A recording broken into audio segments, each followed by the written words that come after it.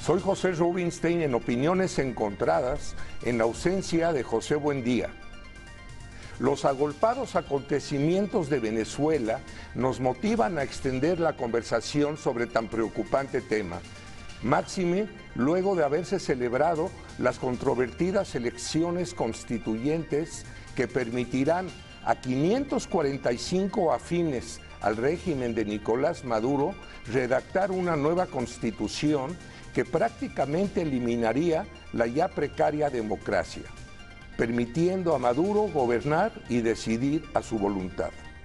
Los 112 diputados de oposición democráticamente electos en 2015 se resistieron inútilmente y estuvieron fuera del Parlamento, por lo que grupo de llamados constituyentes cuyo objetivo primordial es desconocerlos como poder legislativo, hicieron que la ex canciller Delcy Rodríguez fuera hoy electa presidente de la Asamblea Constituyente.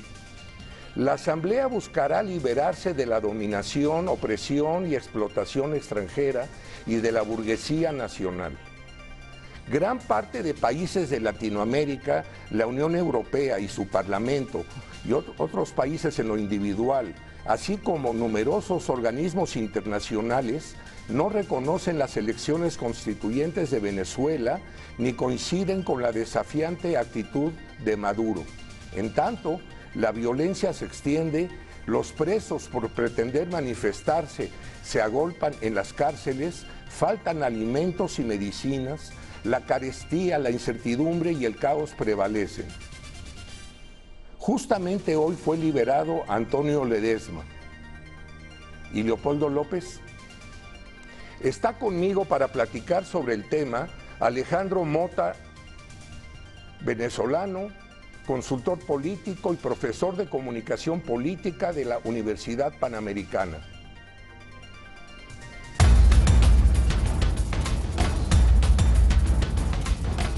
La Asamblea Nacional Constituyente de Venezuela, que fue elegida en una controversial votación este domingo, se instaló hoy en medio de las marchas de la oposición y acusaciones de fraude. La ex canciller Delcy Rodríguez fue elegida por unanimidad para presidir la Asamblea, órgano que tendrá poderes ilimitados para reformar el Estado y cambiar la Constitución. El presidente Nicolás Maduro no estuvo presente en la ceremonia y en medio de la presión internacional se limitó a publicar varios tweets en los que expresó que este día comienza a escribirse la historia de Venezuela heroica. La oposición no pudo llegar al Palacio Legislativo como tenía previsto para impedir la juramentación de los asambleístas porque fuerzas de seguridad los dispersaron con gases lacrimógenos. Los líderes de la Unidad Venezolana, que llevan ya casi 4 meses de protestas contra el gobierno, con un saldo de 114 muertos, calificaron la instalación de la Asamblea como el inicio de la dictadura.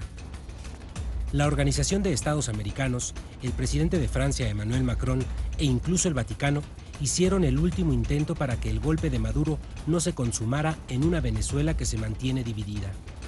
Posiciones. La ex canciller de Venezuela, Delcy Rodríguez, afirmó que el objetivo de la Asamblea Nacional no es cambiar la Constitución de 1999, sino apartar del camino todos los caminos que han impedido su materialización.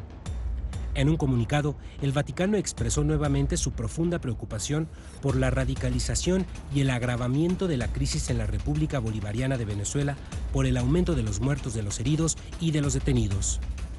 El opositor Freddy Guevara consideró que la instalación de la Asamblea Constituyente demuestra que Maduro está dispuesto a llevarse por el barranco a toda Venezuela, incluso a él mismo. Vamos a enfrentar y a resistir y a desobedecer activamente cualquier decisión que surja de ese fraude constituyente y vamos a plantearle al país un camino para lograr el cambio en Venezuela, señaló. La semana pasada tratamos el tema venezolano. De la semana pasada a hoy han sucedido elecciones, ha sucedido la toma de protesta de los 540, en este caso asambleístas constituyentes, se han agolpado los acontecimientos y seguimos con este candente tema, para lo cual he invitado a un maestro de la Universidad Panamericana sobre política, sobre todo venezolana, él también es venezolano, es Alejandro Mota. Alejandro, bienvenido. José, muchas gracias. siendo dos participantes en el programa el día de hoy, pues más bien vamos a platicar tete a tete, vamos a platicar sobre la situación que bien conoces y que justamente hoy ha hecho que la Venezuela que conocimos, la Venezuela democrática, un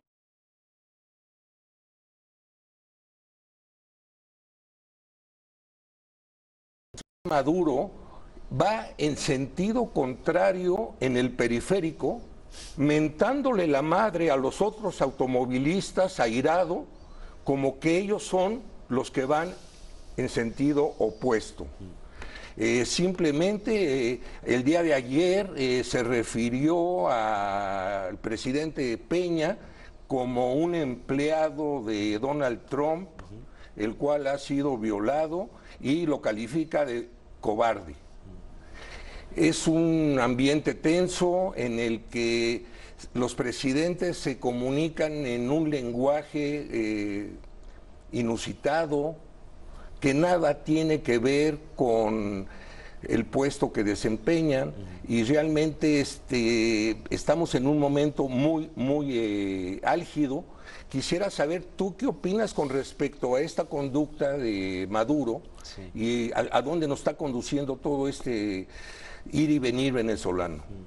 Bueno, yo creo que dices bien esta simbología de ir por el periférico en sentido contrario, y yo lo pondría que esto es una lucha de la civilización contra la barbarie, que en la historia de la humanidad se ha visto en varios casos, y ocurre eso, o llega a ese punto de la lucha de la barbarie contra la civilización, evidentemente cuando en este caso el poder, quien ostenta el poder, pues perdió todo argumento y perdió todo peso, en este caso perdió el pueblo, y no le ha quedado otra que sencillamente pues secuestrar un país entero, y tratar de llevar adelante esta fraudulenta Asamblea Nacional Constituyente.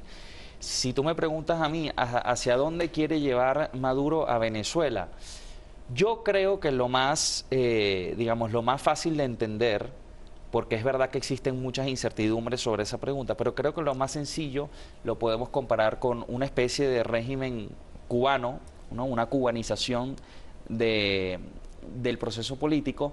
¿Y a qué me refiero con un proceso de cubanización? Bueno, sencillamente pasar de lo que conocíamos como democracia representativa a una democracia participativa, como la llaman ellos, participativa y protagónica. Es lo que ocurre hoy en Cuba, es decir, todo el mundo sabe que en Cuba se va a elecciones. Bueno, sí, se va a elecciones, pero las elecciones al final lo que representan es una fachada para tratar de ratificar, claro, ratificar el poder que ya está impuesto. Y con respecto a lo que comentabas del presidente Peña, creo que es muy significativo por el rol o el papel que está jugando Venezuela hoy y el posicionamiento que tiene Venezuela en el concierto internacional. Después de 5 días de la elección que se dio el domingo a esta fraudulenta Asamblea Nacional Constituyente, el Vaticano, el propio Vaticano, ha pedido que por la paz del país, por favor, retrasaran o eliminaran, mejor dicho, la instalación de esta Asamblea Nacional Constituyente. Y era uno de los últimos actores importantes de la escena que faltaban, claro, exactamente, que faltaba por definir. La diplomacia vaticana a veces es complicada de entender. Uno podría suponer, y es lo que creo yo, que la falta a veces de, digamos, de expresión hacia el público o de un posicionamiento público con respecto al Papa Francisco y con respecto al Vaticano, quizás era por un trabajo de negociación que venía haciendo internamente, y para cuidarlo, es decir, para proteger ese trabajo de negociación, sencillamente se cuidaban de hacer algún tipo de declaración pública. Es de llamar la atención que lo que llamas fraudulenta elección, fue una elección en la que la Asamblea Nacional, la oposición, dice que votaron 3.7 millones. Correcto. Dicen que votó 8.1 millones. Ese es Ese es el dato oficial. Sí. Hay una diferencia enorme. Incluso la empresa tecnológica que intervino está diciendo que se alteraron los resultados. Por lo menos 1 millón, Claro, por lo menos. Claro, pero habiendo todas estas manifestaciones que se pueden demostrar sobre el tinglado que arman para poder llegar a celebrar estas o a poder darle forma a esta Asamblea Constituyente, nos damos cuenta que efectivamente existen quienes lo creen, así como tú y yo podemos pensar que la situación de Maduro y sus allegados es indefendible. Al escucharlos a ellos, su retórica, su seguridad, su discurso, su puño en alto, la manera como se expresan, esa seguridad te hace pensar que probablemente se pueden salir con la suya, que esta Asamblea Constituyente podría, va a sacar una nueva constitución, pero lo primordial, lo primero que van a hacer es desconocer a la Asamblea Nacional en donde están representados los 112 diputados del MUD, del Movimiento Unido Democrático, y luego van a ir contra la Fiscalía, haciendo a un lado a Luisa Ortega Díaz.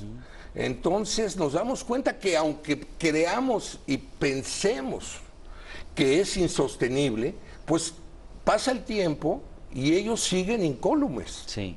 Tú sabes que una de las batallas que tiene que dar la oposición, que no es de ahora, es de siempre, es la batalla de la opinión pública. Es decir, cuando tú tienes un país donde existen medios de comunicación que están secuestrados, donde tienen una importante avanzada en todo lo que respecta a, por ejemplo, redes sociales, radios comunitarias, es decir, el aparato comunicacional es fenomenal, el que tienen ellos.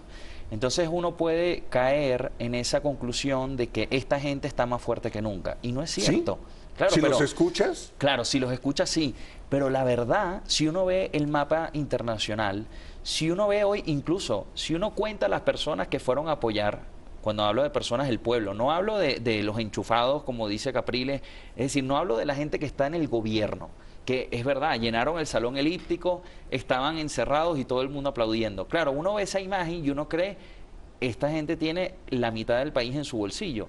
Resulta que hoy el chavismo tiene más de 10%. Y habían, creo que no llegaban a 50 personas los que estaban afuera del palacio celebrando esa fraudulenta instalación. Claro. Pero claro, el efecto que puede haber, que al final es una realidad virtual, que no existe, que no es la realidad, porque el 90% mientras tanto, mientras que está ese 10%, el 90% que está haciendo, reclamando libertad, reclamando democracia, reclamando elecciones generales, reclamando que renuncie Maduro, buscando alimentos, buscando medicina, esa es la gran realidad del pueblo venezolano. Y hoy, es verdad, uno veía, por ejemplo, en redes sociales, una especie de frustración o cierta tristeza en algún sector de la oposición, de gente que apoya a la oposición, creyendo que aquí ya se instalaron y se van a quedar. Bueno, hoy sostuvieron que son más de 8 millones de gentes las que apoyaron, eso no lo creen ni ellos. Pero no tiene que demostrarlo. Claro, pero en realidad, y aquí voy con el tema de la opinión pública. Una marcha triunfante entrando al Palacio Federal Legislativo con las fotos de Simón Bolívar y de Chávez. Bueno, no había más de 100 personas. Pero en la foto se ve que no caben.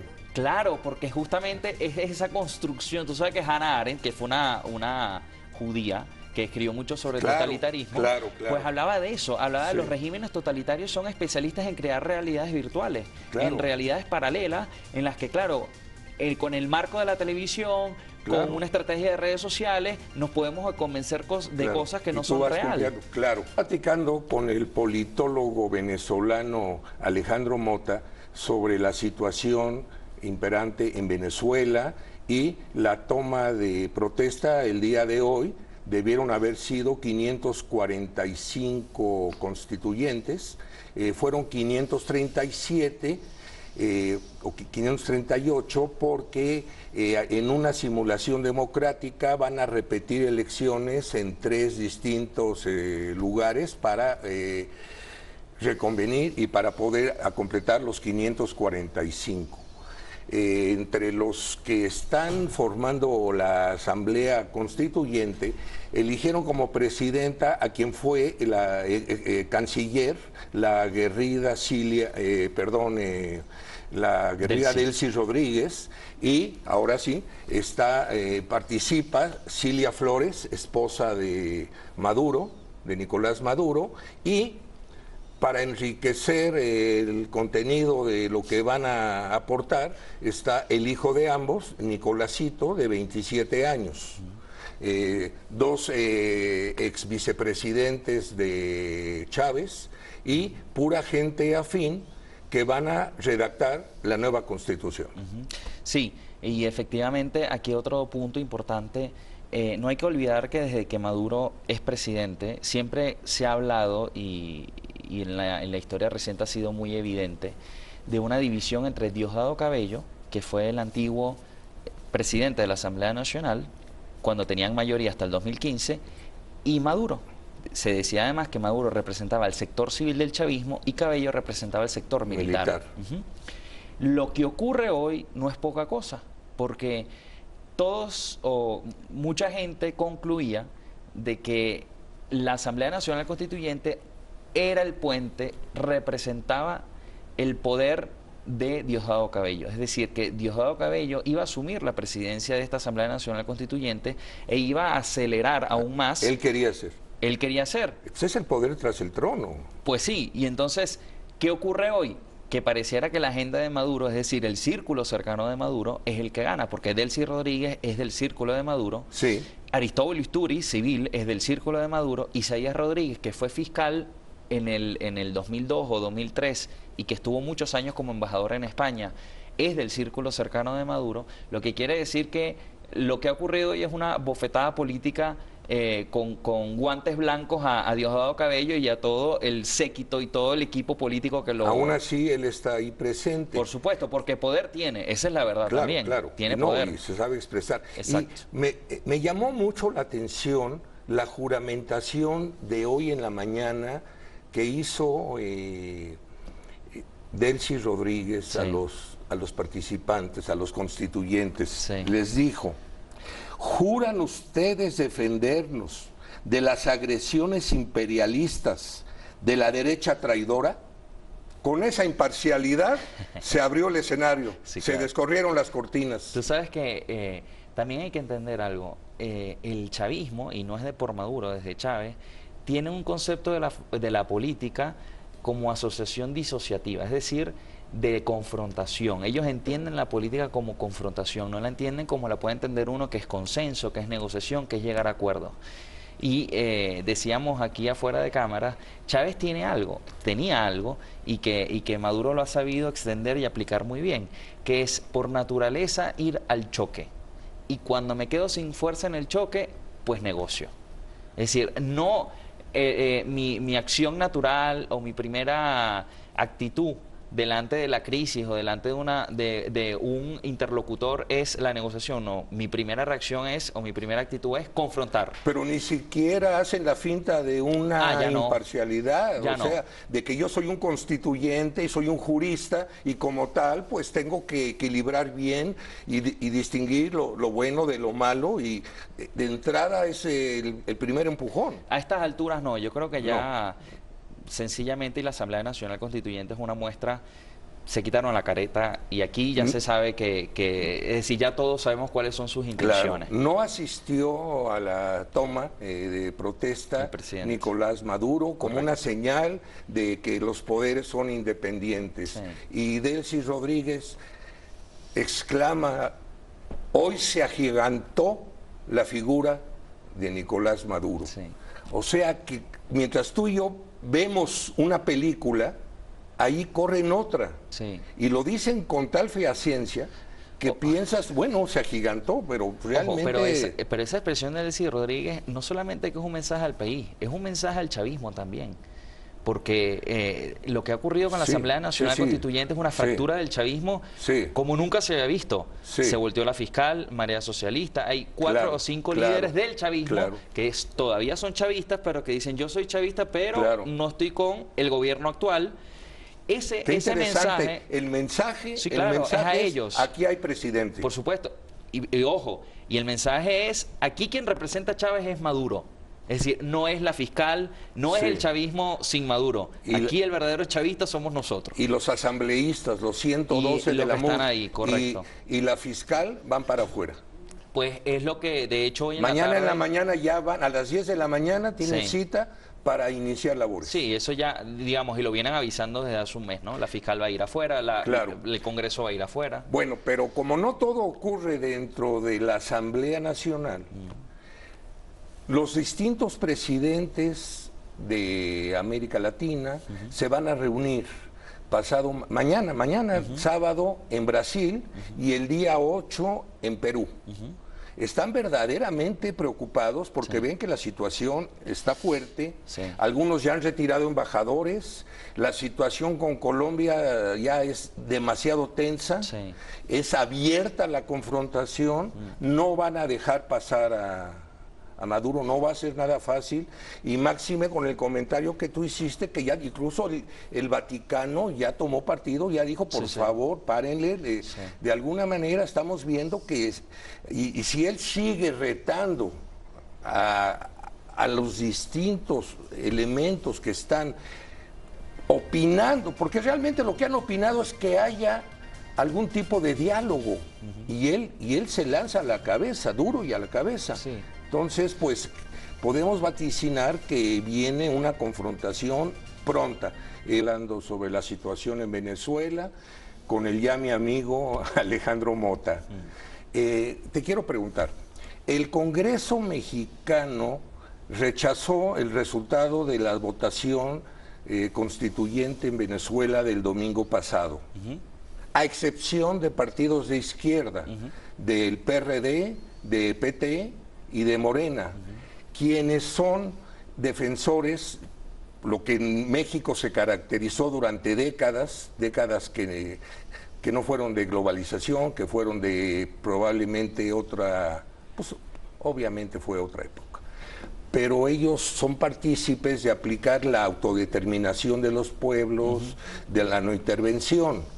Yo te pregunto, ¿es posible, ante la pauperización de Venezuela, ante una inflación de 700 y pico % durante el presente año, de esa violencia, de esa hambruna, es posible decir, a mí no me toca, yo no compro boleto, es problema de ellos?